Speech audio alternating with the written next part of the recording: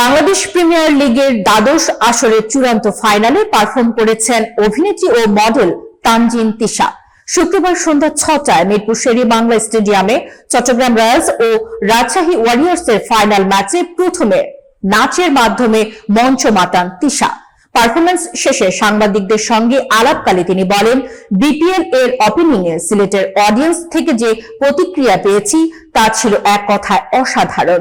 হাজার হাজার মানুষের চিৎকার ও উদ্দীপনা আমাকে মুগ্ধ করেছে।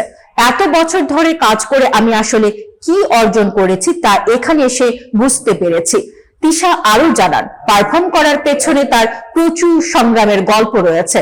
আজকেও আমি অনেক অসুস্থ, হাতে ফ্র্যাকচার রয়েছে এবং গায়ে জ্বর ছিল, কিন্তু এত কিছুর পরে বিপিএল এর এই শো মিস করতে চাইনি। ফাইনাল ম্যাচ শুরুর আগে মাঠে ট্রফি আনা হয়। দুই দলের অধিনায়ক সেটি হাতে নিয়ে ফটো সেশনে অংশ নেন। এরপর রঙিন ফিতা উড়িয়ে ট্রফি বরণ করা হয়। ট্রফি নিয়ে ফটো সেশনের পর মঞ্চ মাতান তানজিন তিশা। সঙ্গে পারফর্ম করতে দেখা যায় মডেল ও অভিনেত্রী সামান্থা পারভেজকেও।